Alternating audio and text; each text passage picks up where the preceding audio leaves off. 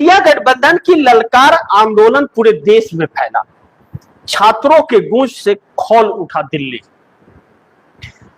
राहुल गांधी ने छात्रों के आंदोलन को इंडिया के साथ मिलकर के और तेज कर दिया है।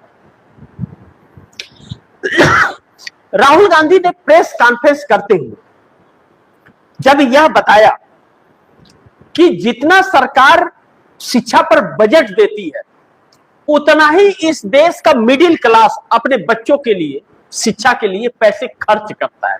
कोचिंग सेंटर और कॉलेज, बुक, किताब, फॉर्म फिलअप, इन सब चीजों में मिडिल क्लास यानी कि कौन, यानी कि 50,000, 40,000, 60,000, 80,000, 1,00,000 रुपए महीने तक कमाने वाले लोग यह प्रोवाइड कर सकते हैं अपने छात्रों को नीट के लिए तैयारी करने के लिए।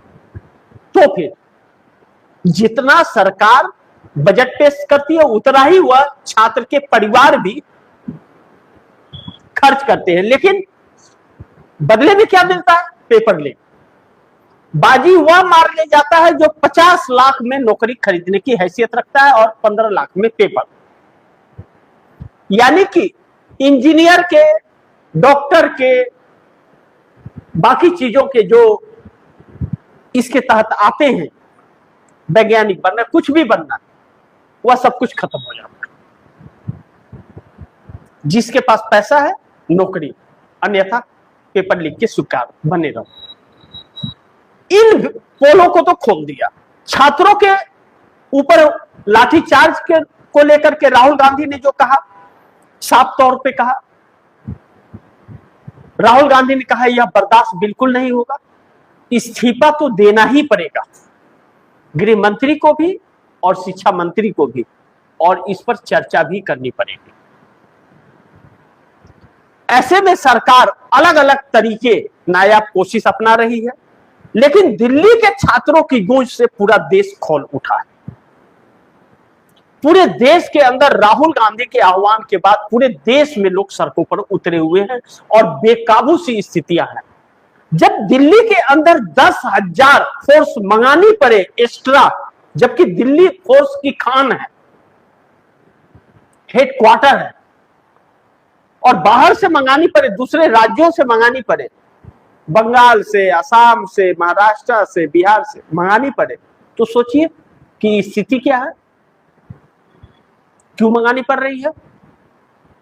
उसके बावजूद सरकार काबू पा लेगी, इस बात की गारंटी नहीं है, क्योंकि छात्र किस कोने में है इसका आकलन ही न सरकार और न इसकी ब्यूरोक्रेसी कर पा रही है।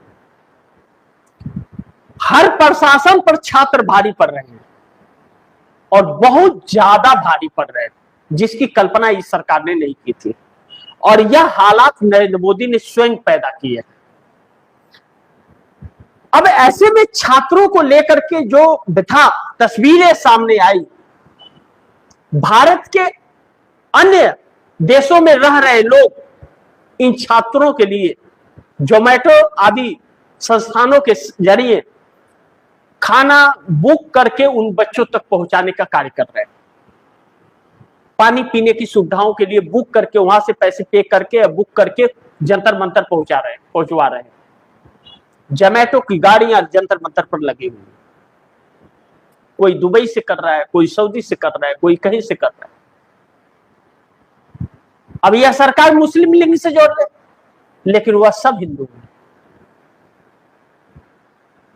यहां इस आंदोलन के अंदर हिंदू मुस्लिम नहीं चल पाएगा सरकार का, और न मंदिर मस्जिद, क्योंकि यह छात्र जानते हैं कि हिंदू मुस्लिम में यह अटका रहे, उसमें वह नहीं अटकने वाले हैं। इरादे साफ है, धर्मेंद्र प्रधान का इस्तीफा और गृह मंत्री का, जिसने लाठीचार्ज के आदेश दिए, और चर्चा। अब इस बीच अगर इंडिया गठबंधन अविश्वास प्रस्ताव ला रहा है, जिस पर मंथन चल रहा है,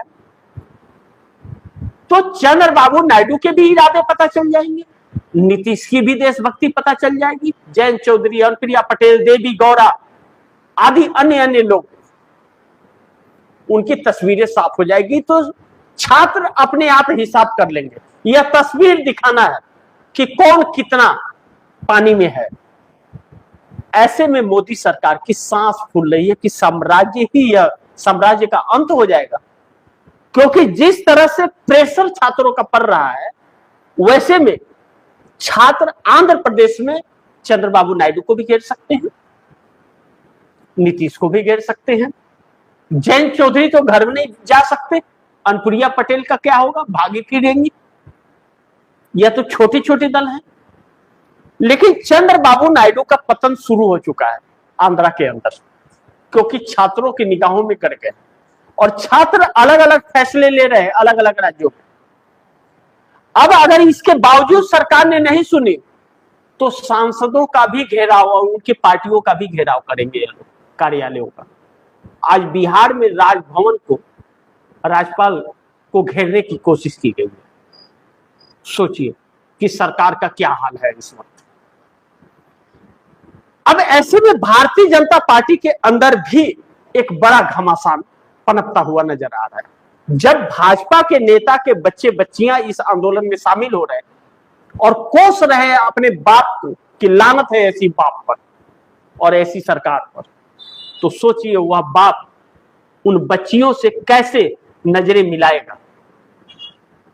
परिवार जरूरी, देश जरूरी, बच्चों का भविष्य जरूरी, या मोदी की सत्ता। एक असमंजस सी परिस्थिति में यह सरकार आकर के खड़ी हो गई। 12 साल की क्रूरता का इसका पाप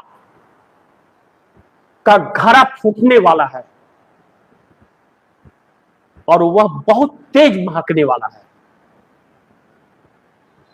पूर्व वित्त मंत्री यशवंत सिन्हा, जो अटल बिहारी वाजपेयी के सरकार में वित्त मंत्री थे, वह विदेश मंत्री भी रहे और आईएएस अफसर रहे, उन्होंने साफ कहा कि सभी लुटेरों का एकत्रित होना, यह सभी लुटेरे एकजुट हो गए। अब एकजुट हो गए तो सबके चरित्र सामने आ रहे हैं। इनको भगाना ही एकमात्र रास्ता है इस देश को बचाना है, तो अन्यथा देश नहीं बचेगा। और अब जब छात्र इतनी भारी मात्रा में घायल हुए हैं और छात्रों का सब कुछ लूटता नजर आ रहा है, तो छात्र भी आर पार की लड़ाई में है, तो देश भी उनके साथ खड़ा हो गया और मोदी का साम्राज्य भी लूटता हुआ नजर आ रहा है और पूरा देश खोल रहा है उसके शरीर। सरकार के लोग मिल जाए तो कच्चा चबा जाए ये लोग, यह स्थिति बन गई है। हर वर्ग इस आंदोलन में और हर वर्ग इस आंदोलन को साथ देता है। 16 मेट्रो स्टेशन क्या, पूरे दिल्ली का मेट्रो स्टेशन बंद कर दे तो पैदल भी यह छात्र आने की साहस रखते हैं। दिल्ली के अंदर कदम रखने का जगह नहीं मिलेगा आने वाले कुछ दिनों में। और इस वक्त अगर इंडिया गठबंधन अविश्वास प्रस्ताव लाने की बात कर रहा है या ललकार रहा है मोदी सरकार को, तो यह फिर छोटी बात नहीं है। इस सरकार की नींद उड़ाने वाली बात है और इस सरकार को ले डूबने वाली। एक्सपोज नायडू, नीतीश, जयंत चौधरी, अनुप्रिया पटेल, बाकी सब के सब जो लंबी लंबी छोड़ते, सब एक्सपोज हो जाएंगे। सब साथ बने रहे सरकार के, जनता हिसाब अपने आप कर लेगी। अब इस असमंजस में सरकार अपने सहयोगी दलों को मनाने में लगी है और सुनने में ही आ जा रहा, अभी पुष्टि नहीं इस बात की हुई है, लेकिन चंद्रबाबू नायडू नहीं मानने को तैयार है। उनका कहना है कि मैं पहले ही अल्टीमेटम दिया था कि छात्रों से पंगा मत लो और धर्मेंद्र प्रधान का इस्तीफा ले लो। यानी कि आपस में ही टकराव शुरू हो चला है और विपक्ष अड़ गया है और उधर छात्र अड़ गए हैं। ऐसे में सरकार की उल्टी गिनती शुरू हो रही है।